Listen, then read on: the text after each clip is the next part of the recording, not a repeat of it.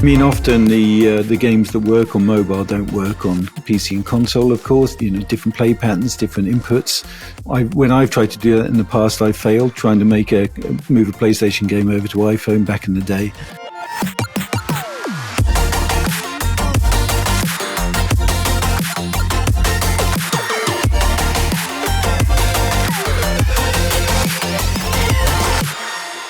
Hi friends, welcome to the Metacast Roundtable by Naavik. I'm joined by Tammy Levy, Chief Games Officer at Captain TV, and David Amor, CEO of Playmint. Hello. Hey guys, how are you? Hello. Oh, I forgot to say that this is the one podcast bit. Anyway, you all know it because you're avid listeners, so we won't go through it again. There you go, no need. I bought some really interesting stuff with the Cyber Monday. I was wondering if you both had a purchase you want to share. Cyber Monday, Black Friday, hasn't it all been proven to be a scam at this point? No? It's a wonderful scam, though. Yeah, specifically the things are just sort of put up ahead of Black Friday and then drop down to make it look like a sale. I proudly let it all pass me by. I'm above these things, No retail strategy is going to get to me, Maria. Why? What did you buy?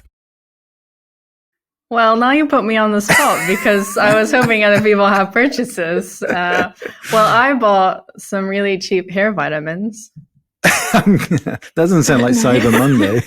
It was a Cyber Monday deal. Everything is Cyber Monday now. Oh, okay. Yeah. But this is not Cyber Monday, but I'm very excited about my new mug that I got as a birthday present because it matches my background. I was going to say, yeah. You're all Mario now. It's quite meta. Yeah, for people listening, I should explain that it's Mario, 8-bit Mario, which is both your background, your wallpaper, actual wallpaper, and your mug, right? Exactly. So I'm just squeezed in between 8-bit Mario. Let me ask both of you a question. Were you ever 8-bit Mario players, or are you both too young for that? Oh, thank you. Too young? Yeah, okay. Tammy? I did play, and we did not have a console at home, but my fun story, my grandma had an original Nintendo. Your grandma's awesome. Yeah. She was a very big fan of Tetris and Dr. Mario. Wow. Do you know, so that was my introduction to video game playing, was going to grandma's house and playing. Oh, well done, Grandma. Yeah. Good, started a career there. She didn't even know it. My Mario story, I didn't have the NES at home, but I would go to the arcades and I would be absolute king of the arcades playing Mario, to the point where there was a crowd of people behind me that I was pretty proud about. Yeah, I was pretty good. Yeah, I thought you would be too young for Mario. Thank you. Good. Yes. Nice callback. Point scored. All right. On that note, actually, we're going to start by talking about Playmint because Playmint announced open source tech. So I just want to quickly, I think maybe this is something that studios face. You did an awesome innovation, and then you're at that point of deciding, do we open source it? Do we keep it behind closed doors? Do we patent? And so I was wondering, first, if you could provide some brief context around what is it that you made open source? Oh, okay. Yeah, this is quite a technical thing to describe. So a challenging games overall, normally when you have a client-server model, then it's server authoritative, i.e. the server decides what is the rules of the game and makes sure that nobody cheats. And that's generally how that stuff works. And often the client is quite dumb in comparison. When you're building blockchain games, there's a challenge, which is the server, particularly if you're running logic on chain, as we are, then the server is a blockchain, and the blockchain is slow. So if you're asking it to do a lot of computation, then it's going to be expensive and it's going to take a long time to do that. It's not really best suited for that. So the question is, how do we stop people cheating in a game? How do you make sure that how do you move some of that processing not on the blockchain, but instead we figured out a solution of moving that same computation to the client, to the player's machine locally, and then it runs locally. And then the question can be, well, how can you avoid that being exploited? And there's a piece of cryptography called zero knowledge proofs, which is like borderline magic. I mean, It's really, really smart, which is a way of proving something that you know something without actually showing what it is. So like, it's really hard to describe as an example, but like if you think about it, the way that a server would normally figure out whether you've done valid moves was to figure out, let's run that replay ourselves and see whether or not those are valid moves. But now you're running it again. It doesn't really solve the problem. So zero knowledge proofs is a way of proving that you've done something valid and you know something to be true without having to actually figure it all out for yourself. And it's as I say, really, really smart piece of maths, zero knowledge proofs, and is actually how layer 2 blockchains work, as a slight aside. Mm-hmm. And so our solution there was to, in this MMO that we're building at the moment, where there's a lot of difficult computations, like 20 people all fight a dragon, then we've got to figure out who wins, who loses, what happens to the dragon. Asking a blockchain to do that is tough. It's not going to work. So our solution is to move that onto the client's computer, wrap it up into a zero knowledge proof using snarks, and then that gets sent back to the blockchain, and blockchain verifies it. But the verification of that proof is a lot simpler than trying to run all those calculations itself. So that's the technology that we developed. First of all, does that make sense? It's hard to describe. So it's essentially, how do you do an MMO raid without cheating? Yes, fully on a blockchain without gas fees and the processing time required for each move? Yes. How can you do complicated things provably on a blockchain when blockchains are slow for doing those kind of things? And so it's it's not unique to blockchain. It's a piece of technology that's well, that sounds like quite a competitive advantage. Why did Playmint open source? Well, I think so. As to why we did that, I sort of think that's what you should do anyway. I think that I don't like this idea of people sitting on patents and secret information. And usually, I think if you're really good at what you're doing, then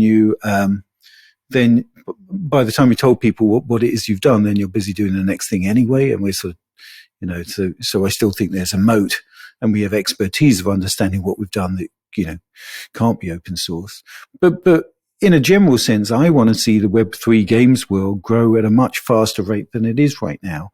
And so when we come across a solution that we think would benefit other people, then if we share it and they're able to use that same idea, and as a sector of the industry, we're able to grow more quickly, then that's going to benefit all of us. And like if the Web3 games continues apace, then that's going to serve our company, even if it isn't us that really push the category on. Does that make sense? Yeah. So there's not many studios building fully on-chain games, right? No, but that's true. But just in Web3 games in general, you would say like trading approaches, even if it's not open source, like talking about what you're doing, building in the open, discussing how that minting went, the problems that you had, and really sharing that stuff helps, whether it's code or not, helps everybody move more quickly. And the other thing is that an important aspect of what we're doing by building on chain is encouraging other people to compose extra functionality into our game. And if we don't show what it is that's going on there, then it's hard for them to build that stuff. So just from a practical point of view, tucking it away as a bunch of binaries isn't going to help people build more stuff on top of what we're doing. Oh, yeah, that's so awesome. Thanks for sharing. I was very curious. One quick question there.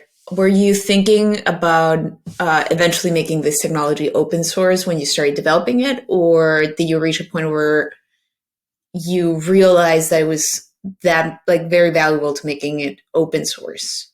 I guess was it a strategy going in of let's build it so that it's open source and we can build together?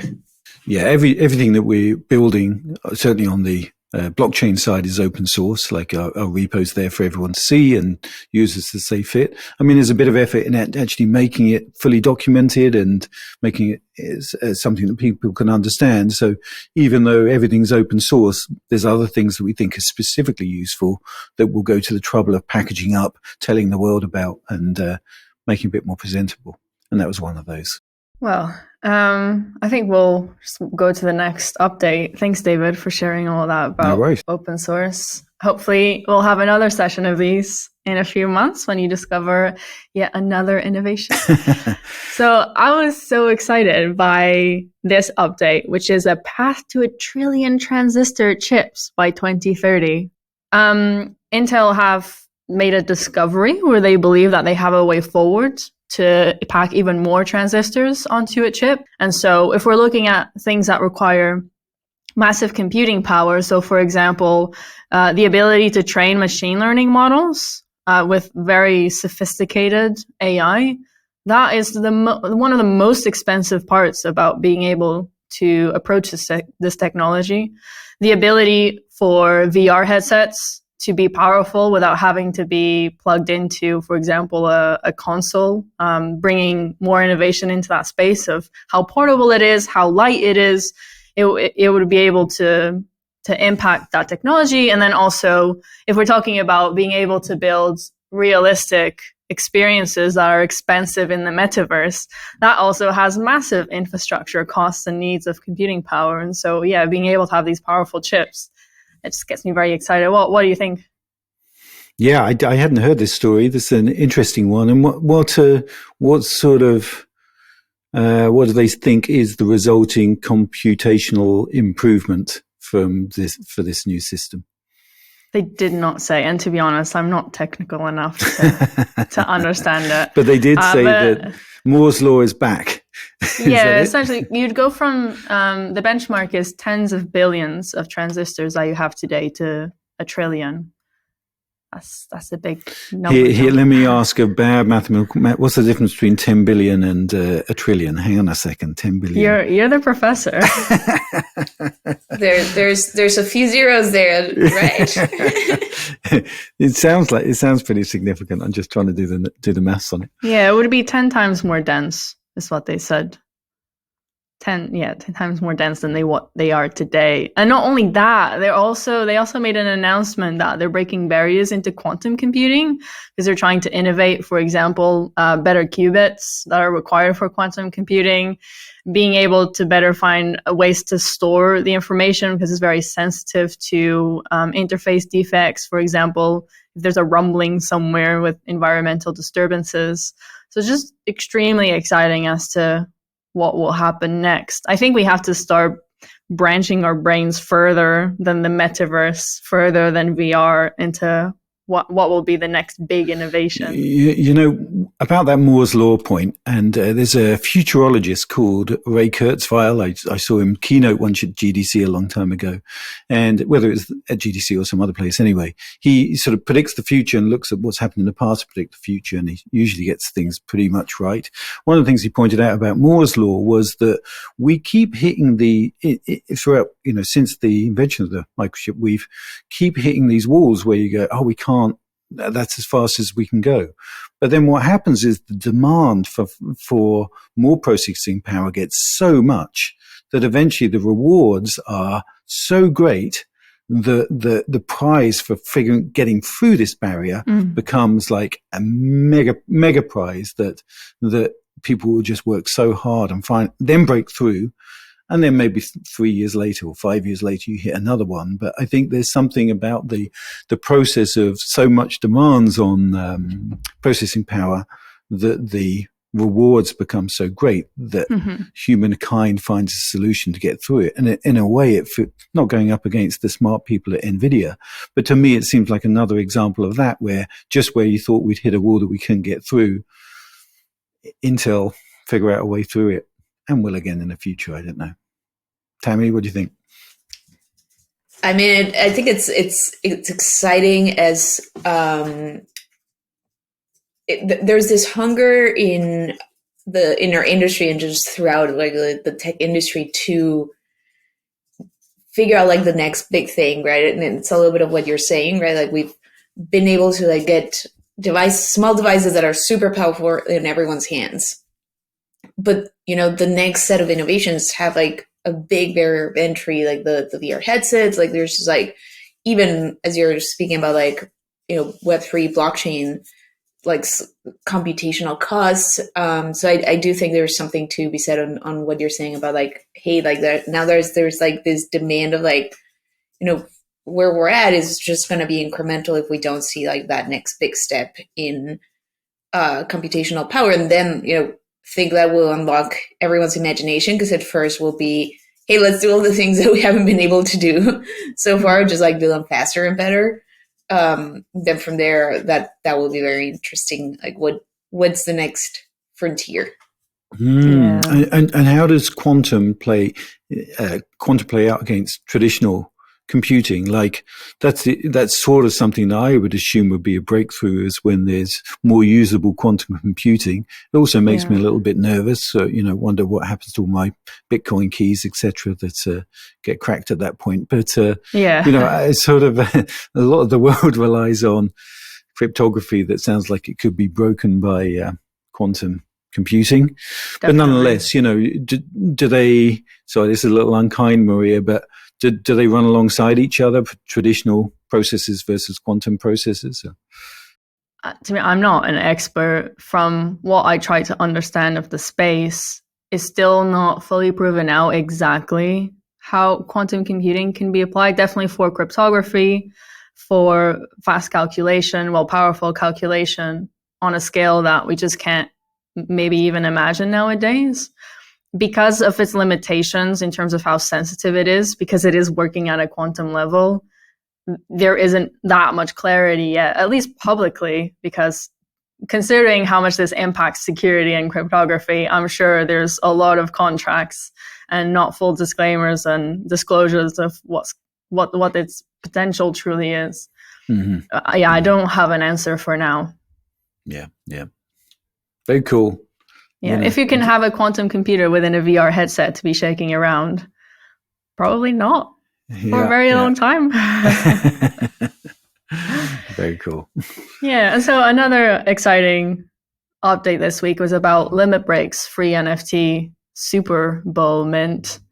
I'm curious to hear your thoughts on this, David. For a bit of context, Limit Break, they're a blockchain gaming company. They announced that they're going to be doing a Super Bowl ad for their Gaku game.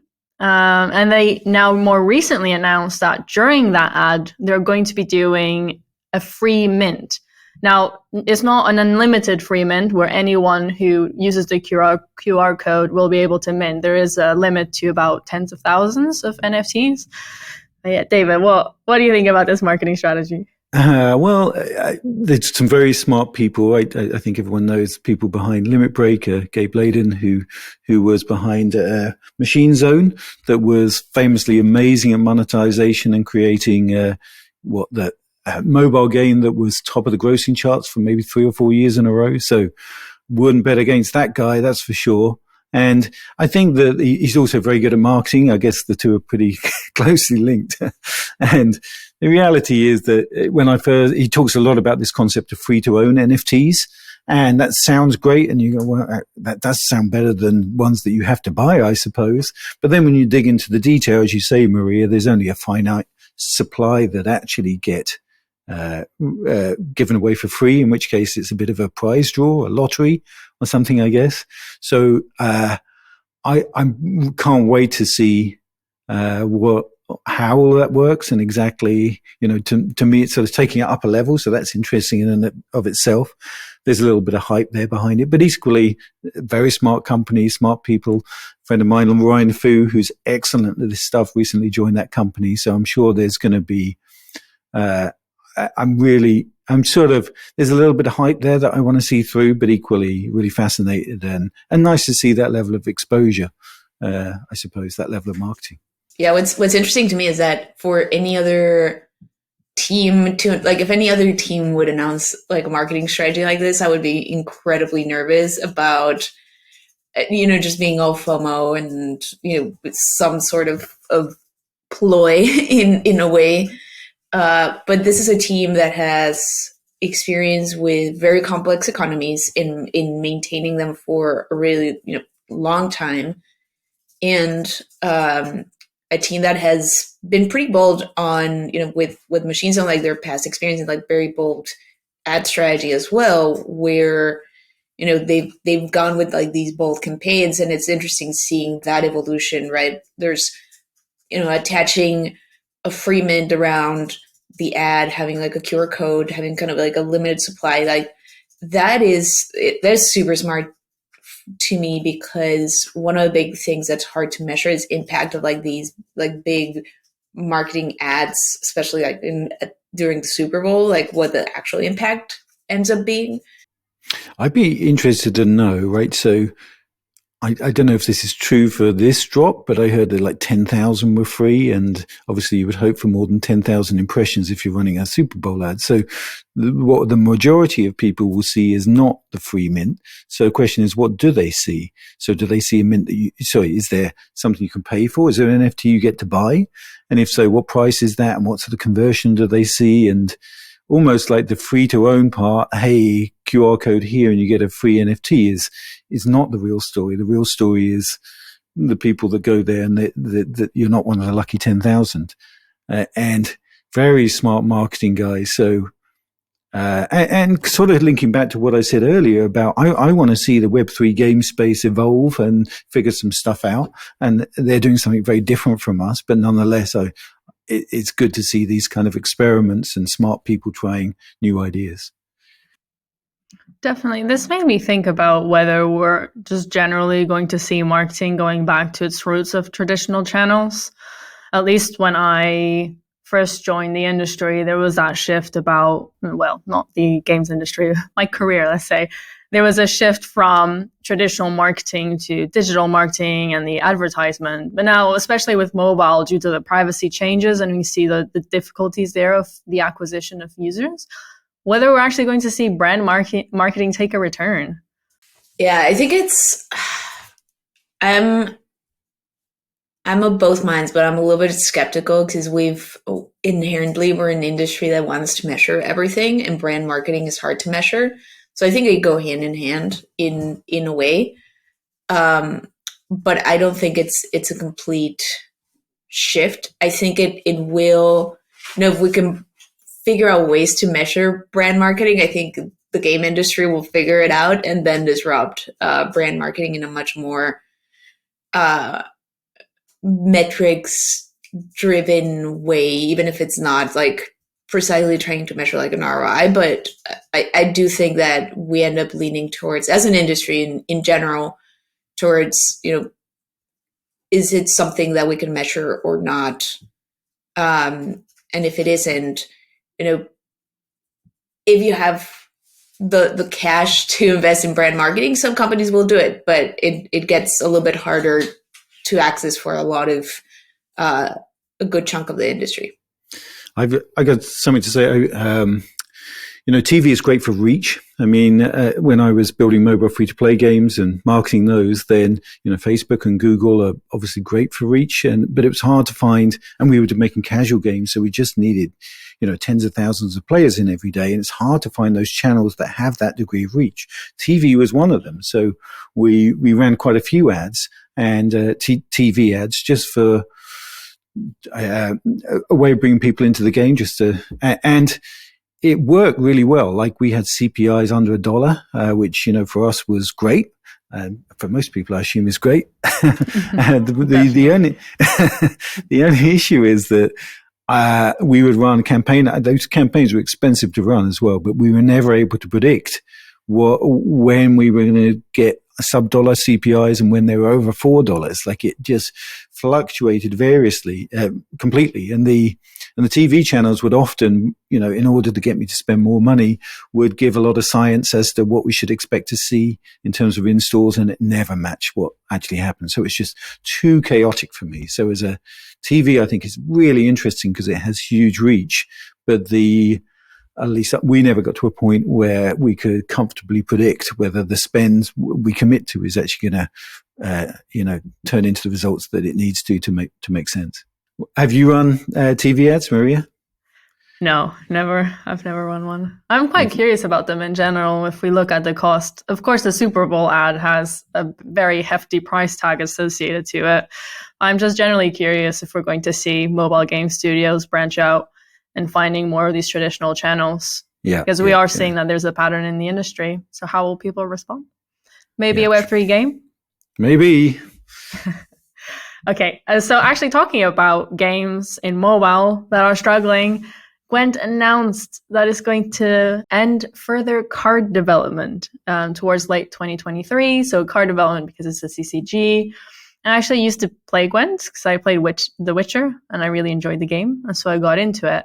And this is how I know it has such a high quality in the game in terms of the soundtrack, the narrative, the feel of the cards, the animations when you're experiencing it. And so I was surprised to find out actually its audience is very niche. So looking at data AI, I saw that it has a max of 170K DAU.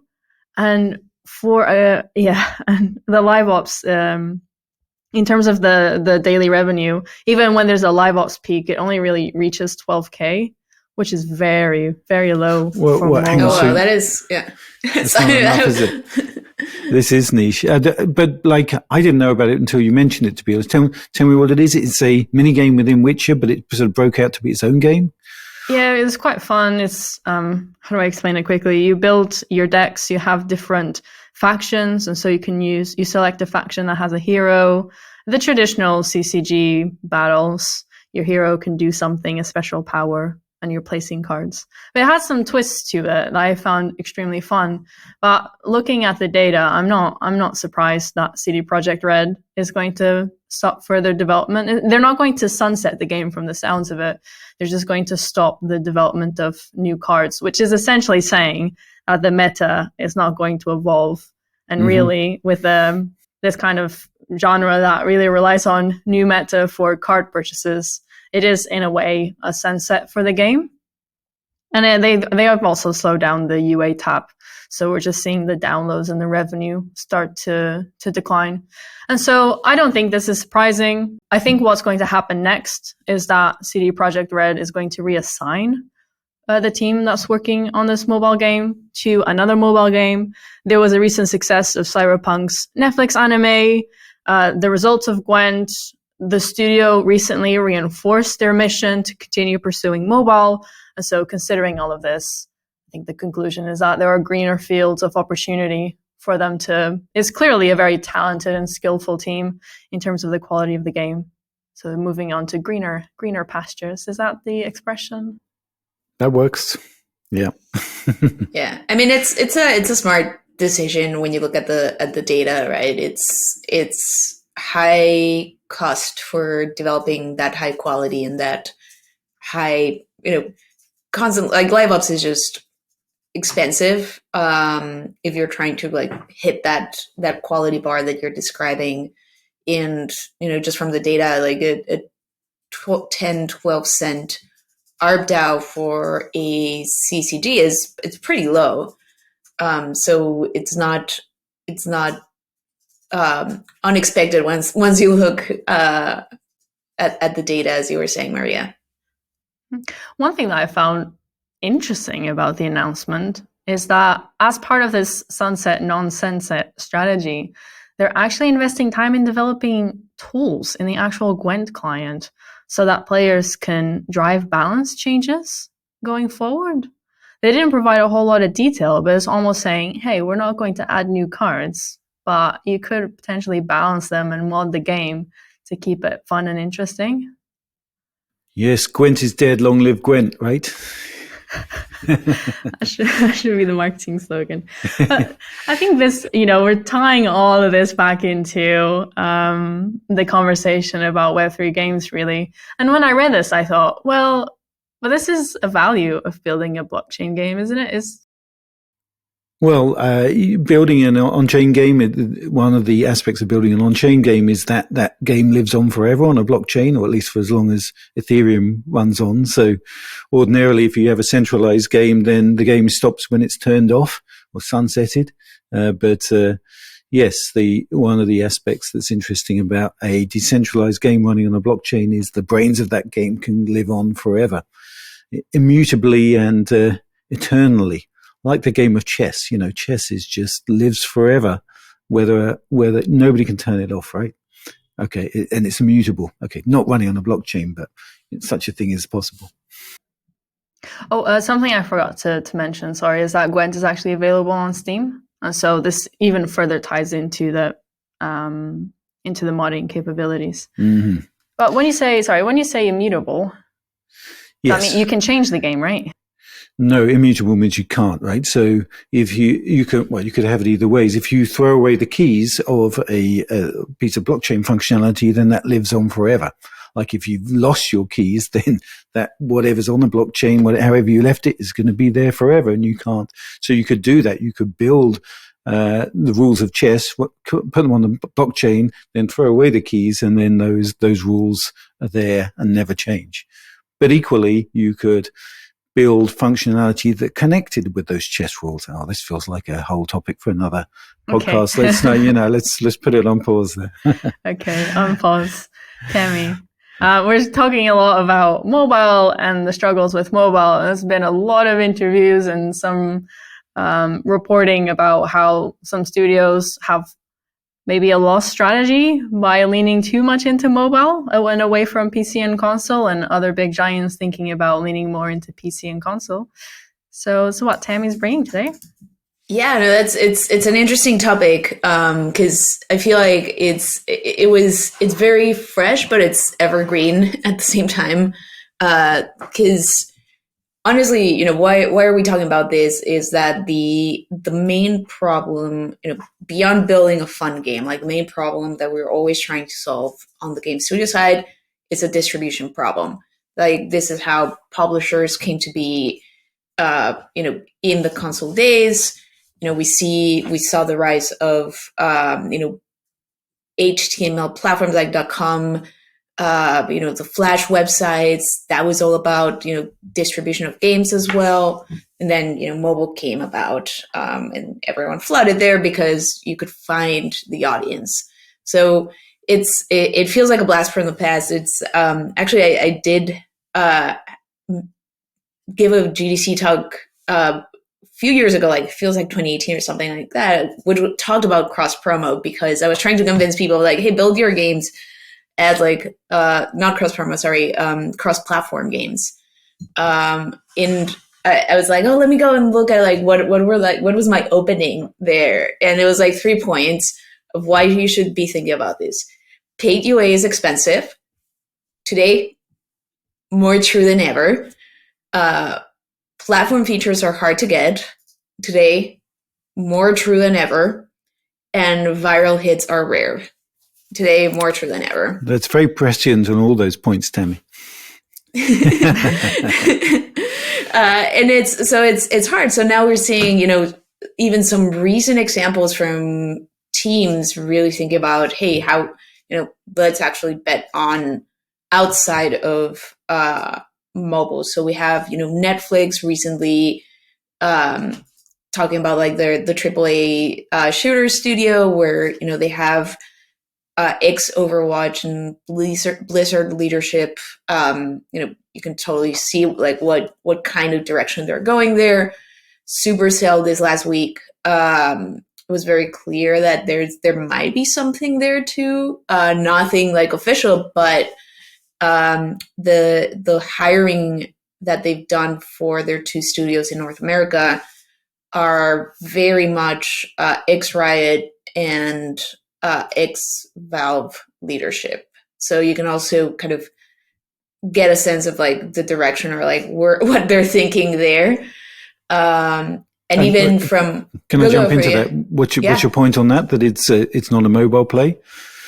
It's probably like a cross-platform play. Right, I see. At least from the leadership that they're bringing in, right? It's not pure mobile. Yeah. It's much more PC or cross-platform already. We're already seeing this movement from games going live, studios that are mobile hiring non-mobile leadership, and teams talking about like this, cross-platform or all platform, not necessarily cross-platform, but all platform strategies. So I think it's something that we'll probably see more studios pursue this, but what do you guys think about just like in general this strategy for like solving distribution by going to all platforms? Like there's challenges there that are not easy to solve either. Like it kind of shifts the challenges. Yeah, I think it's a really interesting topic. We've seen for the last 10 years that if you want to try and make an impact without having to hire 100 people, then mobile is a good place because you can have a small team. You could probably get venture funding for a few million, and hey, you might create a hit game. But now we've seen in the last year that because of ATT or just mobile market in general, then that's not a winning strategy anymore. And even if teams want to do it, they probably don't get funding to do that. So I've seen a lot of people that were building Web3 mobile, because they feel like maybe that's what we can do that earns, that works for us commercially. But I think what you're saying is you're seeing people going in other directions and either moving to console, or you're saying do both cross-platform? Yeah, I think that there's examples of different pieces of this strategy, right? With, it sounds like, for example, like Netflix is, they have like their all mobile strategy, and they're chasing this kind of AAA studio that might be, PC console first. Who knows? That's super early on. Supercell is even earlier on, so can't speak much to whatever they're doing there, because the only thing that they've announced is who they're hiring and who's going to be running the studios. And we have other teams like Gameloft where they are building for every platform. And I mean, even we saw it with Fortnite, right? Like their strategy was going on all platforms. Yes. Yeah. I mean, often the games that work on mobile don't work on PC and console, of course, different input, different play patterns, different inputs. So when I've tried to do that in the past, I failed trying to move a PlayStation game over to iPhone back in the day. And that proved to be a losing strategy, but maybe maybe it's more nuanced than that. What do you think, Maria? So when Supercell first announced that they were going to do a studio in North America, I believe they stopped very short of saying it was for PC and console. They said games you might not expect from Supercell, and saying we could make anything. PC. They did mention PC console games with the independent team approach that they're taking. So I do believe that you're very correct, that is indeed their strategy. The things that come to my mind about whether a studio should take a cross-platform approach is the cost, exactly because you're saying it's not just doing a cross-platform game. For example, the UI, the input, the controller experience, you can probably be lean about it and not fully optimize for everything, but at least for the touch on mobile, and then a keyboard mouse for PC. Maybe you don't have to support controllers from the start for example, PC. But it has all of these added on costs. It's not as simple as just flicking a switch. And so does the studio have the ability to take on the extra cost to pursue this opportunity? Yeah, I was thinking that in practice, I'm thinking about Supercell. I can imagine a Clash Royale first-person shooter game or something on PlayStation 5, but you wouldn't imagine. But it's basically a different game in the same universe rather than an adaptation. I mean, Tammy, as you say, there are games like Fortnite and COD, of course, that work across all platforms and are similar sort of game experiences, but generally that doesn't work. If you look at, for example, the quality of Warzone, being able to take the needs that game has into mobile, you can't do just a simple port. It has to be a different game that's being developed. And then additional to that is thinking, do you know how to acquire users on other platforms? Do you have that know-how internally? Do you have a partner? Because, for example, if you're a mobile-first studio and you're thinking, okay, I'm going to go cross-platform, doing UA on mobile is a different skill set to doing UA on these other platforms. Yeah, no, and it because it doesn't really solve the distribution problem like in a straightforward way, right? It just shifts the types of skills that you might need. Live ops being like a huge one, as you were saying, of maintaining the game. On the marketing strategy side, I think it is interesting because it feels like there's some pieces that are easier these days in PC and console than they were before. So you have platforms like Epic Games, Steam that very much approach it in a almost one-to-one to what you would expect from mobile. Not quite, not the same way of like distributing the game in that way. Marketing is still like a whole different beast. Like if you actually want to spend user acquisition dollars for that, but at least on like getting the games in front of players, it's a very similar flow to mobile. But you have other platforms that become a lot more like a lot harder to navigate. Even if Nintendo, for example, on the Switch, they've opened a lot to independent teams and making it a lot more open platform.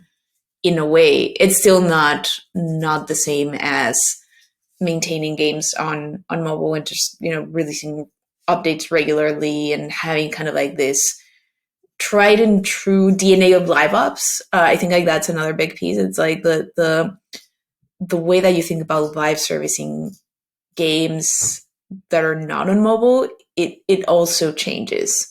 There's a different cadence to how you need to think about your updates, your events, your content. So it's I think it touches every point. Like trying to do games in different platforms, it touches every point of game development, from, as you were saying, Maria, like marketing to user experience to how the team operates. I've moved from console to mobile, and it felt like a just completely different industry in terms of how you market the game, how you publish the game, how you build the game, how you live operate the game, what's important, it's just so many things. So I think that a corporate strategy, if let's say I was running Supercell, then I would say, we've got a massive IP here that the world knows about, and we're just leaving money on the table by not having a Clash of Clans on console. And by Clash of Clans, I don't mean the base builder game. I just mean a Clash of Clans game on console. So to then build a studio, which is a console or a PC studio, but happens to be owned by Supercell and happens to work on Supercell IP, that makes sense. You're sort of joined right at the very top. But I think expecting a studio to say, I know you're working on console last week, but this week you're going to be working on mobile, or to the marketing team, hey, I don't know, I haven't marketed console games for a while, but certainly when I moved, I found that everything was so different. So I think it makes sense at a corporate level. I'm not sure it makes sense at a studio level. Yeah, I think considering the costs, you can hire in that knowledge, and then there will be a storming phase, because it's not just hiring the knowledge, it's going through the motions, going through the process. And probably the first couple tries or a few tries might be a failure or not as good as expected, as the team is building up the coherence and the skills. If you're a small studio, you don't have the ability to just go out there, make all of the hires that you need to learn how to design, how to operate, release a cross-platform game. If you are a big studio and you have that war chest, or if you're building a studio that is trying to scale into that level, then cross-platform is where the consumer behavior is. And so for me, it is an expected move. For example, from Tencent, who has been pursuing that strategy of taking their expertise in mobile and knowing how to create a great mobile game and distribute it and acquire users to other platforms. We have not seen an example of a small studio taking this approach. No, and I remember when mobile first came along, and I knew tons of studios around the world that were great at making console games. I don't think there's any one, I actually know one, that managed to make the transition from making console games to mobile. Anybody that tried, as far as I know, failed. I'm sure the people are listening to this and thinking of some examples, but Half Brick is the one that I was thinking actually did a great job of that. But in general, it's such a different set of skills that the people that were making console games that then tried to make mobile games basically failed. Yeah. And I'm very interested that I'm here in this panel with two people who are working almost in niche, these new markets that are barely existent. So what is your personal take about, you could aim for cross-platform and you decided, no, actually, this is the niche that we want to target and lead? Yeah, I can go first, and then let me just add a little note before I jump into that. I do think we've seen some indie game developers be able to be successful cross-platform. Like the example that comes to mind immediately is Stardew Valley, but it comes from a very different approach and very different mindset. It's a premium game, right? So it's. I think there's also a nuanced difference between distribution for premium games and distribution and expectations for free-to-play games. And I think the big team and needing a lot of resources, it probably is magnified when you're talking about free-to-play or AAA quality. And that is why I think some of the games where we've seen more of that success is small teams, small premium indie teams that can experiment in a lot of different ways, and they find success by experimenting in getting their games out to different platforms. But on the question about kind of targeting niche markets, I mean, it's part of trying to solve that question in terms of distribution, right? And for us specifically on Captain TV, we're thinking about it from the streamer side, the community side, and reaching, a lot more players by creating games and experiences that streamers want to play with their audience. So you end up having this one-to-many acquisition channel. Influencer marketing is very hard because you're coming to an influencer and saying, hey, play my game. I'll pay you money to play my game, and tell your audience to play my game. But there's no stickiness there, right? There's no retention really or incentive for the viewer or the influencer to really stick with the game.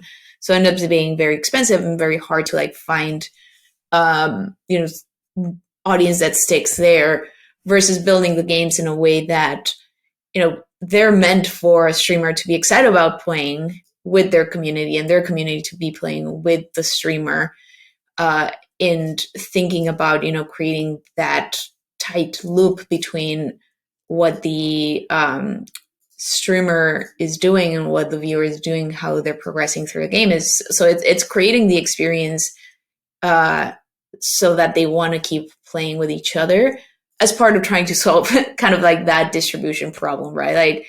If I have a game that a streamer wants to play, and even on a small scale, they have 100, 500 concurrent viewers, think about the number of eyeballs that you're already getting with the game itself. The business strategy for the company is, instead of approaching the known markets, you could go cross-platform. You could target that, but it's not a blue ocean. It's a very competitive place to operate. It's finding a market that's still in its nascency. It's a blue ocean that, if you succeed, you could lead it and face less competition. Yeah, pretty much. It's being able, seeing if we can untap that potential in the market. It's a gaming market. It's a gaming space. So there's an audience there for games. So part of the question is, what are the type of games that they'd be interested in playing, and playing as a community. So it kind of comes also with that piece of community play, really rethinking social as well as part of having that retention, instead of, as you said, let's build another mobile game or let's build a cross-platform game. I think there's a lot of ways to solve the distribution problem for sure. Yeah, I think my answer would that be that it's about timing. If you can find something that you think has interesting new technology or interesting new idea and interesting new business model, and then it is in that nascent stage, and if you can time it correctly, and you're correct in your thesis that this is an interesting technology or whatever, then you're early and you become a genre-defining thing in that category. So it's really difficult to get the timing right, because the danger is you're too early and the market's not there yet, and therefore it's hard to make money. Too late and there's too much competition. But certainly getting to, you want to sort of time it where you're doing really cool things, genre-defining games, just at a time when people are interested in those things, and you can sort of ride the wave and be the industry experts in a new category. But I think it also connects up with funding, which is that the reality is that even if you think, the best thing to do is to have an underwater submarine game that's on console, it's not a category, but you know what I mean, then you're probably, even if you think that, and even if you're correct, you probably won't be able to get funding for it. So if you're doing project funding, or venture funding, then whatever you think is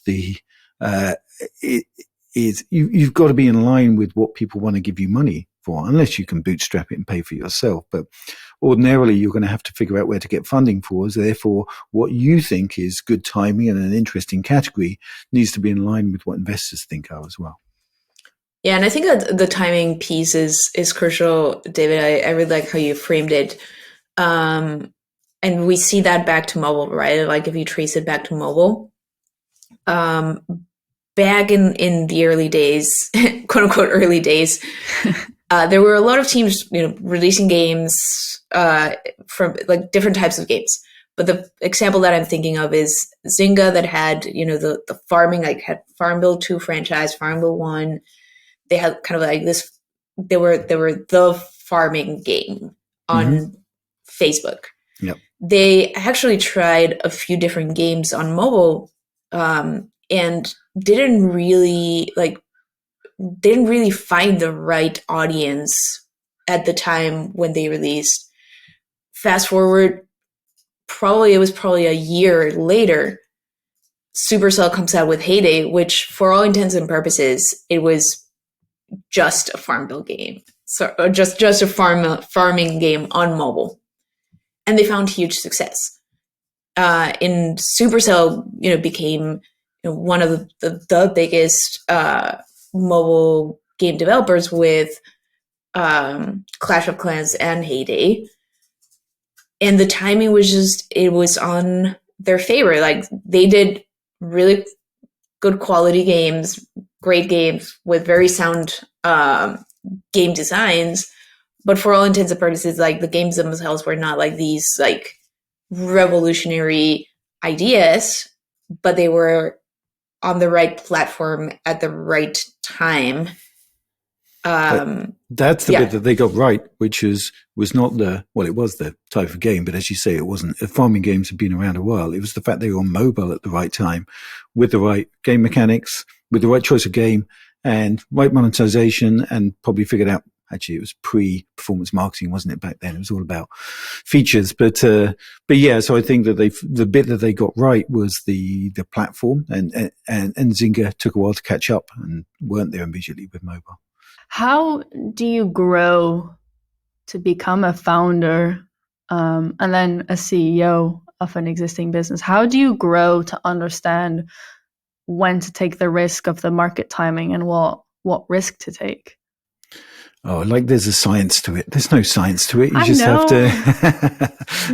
have to go with your gut, talk to a lot of people, and talk about things that test your thesis out on people, your people that you know, or investors that you know, and say, do we think this is? What do you think about this? What do you think of the downfalls about building a game in this market? And it could be the audience isn't there, or you don't know how to reach them, or nobody's interested in playing those kind of games. Could be all sorts of things.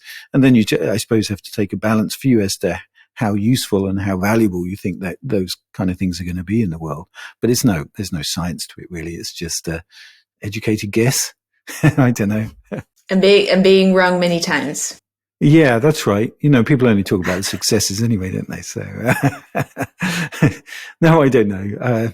I'm sure there's good ways of going about it and bad ways, but it's probably more art than science, I suppose.